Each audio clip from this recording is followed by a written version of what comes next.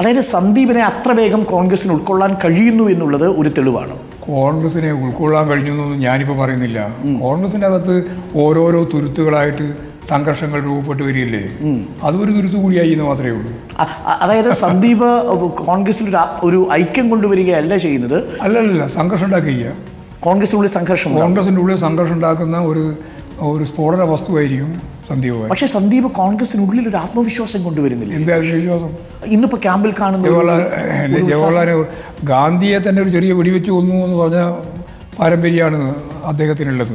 അതായത് ഇനി കോൺഗ്രസിനത് ന്യായീകരിക്കാൻ ബുദ്ധിമുട്ടേണ്ടി വരും, കുറച്ച് വിഷമിക്കേണ്ടി വരും, ഓരോന്നോരോന്നായിട്ട് വിഷമിക്കേണ്ടി വരും. നെഹ്റു കുടുംബത്തെ തള്ളിപ്പറഞ്ഞ, രാഹുൽ ഗാന്ധിയെ തള്ളിപ്പറഞ്ഞ സന്ദീപ് വാര്യരെ കോൺഗ്രസ് പാളയത്തിലെത്തുമ്പോൾ വിശദീകരിക്കേണ്ടത് വി ഡി സതീശനാണ്. വി ഡി സതീശനും അതുപോലെ ഷാഫി പറമ്പിൽ ഉൾപ്പെടെയുള്ള കോക്കസ് തന്നെയാണ് യഥാർത്ഥത്തിൽ ഈ പരിപാടി ഒപ്പിച്ചിട്ടുള്ളത്. KPCC പ്രസിഡന്റ് അറിയാതെ ആടി നീക്കം. KPCC പ്രസിഡന്റ് പോലും അറിയുന്നതല്ല. അദ്ദേഹത്തിന്റെ മുഖഭാവത്തിൽ നിന്ന് അത് വളരെ വ്യക്തമാണ്. ഓക്കെ, അതായത് സന്ദീപ് വാര്യരെ മറു ക്യാമ്പിൽ എത്തിച്ചിരിക്കുന്നത് ആ കോക്കസ് ആണ് എന്നാണ് മാഷ് പറയുന്നത്. ശരി, സംശയമില്ല. അപ്പോൾ അത് ഈ LDF സ്വതന്ത്ര സ്ഥാനാർത്ഥി സരിന്റെ വിജയത്തെ ഒരു തരത്തിലും ബാധിക്കില്ല എന്ന് മാത്രമല്ല, BJPയുടെ 3ാം സ്ഥാനത്തേക്ക് മുമ്പേ പോയി. മൂത്താൻ സമുദായത്തിലെ ഒരു പ്രബലമായ 7000 വോട്ട്, അതിലൊരു നല്ല ശതമാനം സന്ദീപ് വാര്യരിലൂടെ കോൺഗ്രസിൽ വരുമെന്ന് കോൺഗ്രസ് നേതാക്കൾ എന്നോട് പറഞ്ഞിട്ടുണ്ട്. കോൺഗ്രസ് നേതാക്കൾക്ക് അങ്ങനെ ജാതീയമായ കണക്ക് കൂട്ടി പറയാം, ഞങ്ങൾക്ക് പറയാൻ സാധിക്കുന്നില്ല. വരില്ല, ഉറപ്പായിട്ട് ഞാൻ പറയാം, വരില്ല. സന്ദീപ് വാര്യരുടെ പിന്നിൽ പോകുന്ന ഒരു സമുദായമാണ് ആ വിഭാഗം എന്ന് ആരും ധരിക്കുന്നില്ല. അപ്പോൾ സന്ദീപ് വാര്യരുമായി യഥാർത്ഥത്തിൽ CPM അറിഞ്ഞുകൊണ്ടൊരു ചർച്ച നടത്തിയിരുന്നു പക്ഷേ? CPM അറിഞ്ഞുകൊണ്ട് ചർച്ച നടത്തിയില്ല, ഒരു ചർച്ചയും നടത്തിയില്ല. ഉറപ്പാണ്. ഞങ്ങൾക്കിപ്പോൾ ആരെങ്കിലുമായിട്ട് സംസാരിക്കുന്നതിലൊന്നും ഞങ്ങൾ തടയേണ്ട പ്രശ്നമില്ല. പാർട്ടി ആത്യന്തികമായിട്ട് എടുക്കുന്ന നിലപാട് ഞാൻ ആദ്യം പറഞ്ഞതാണ്.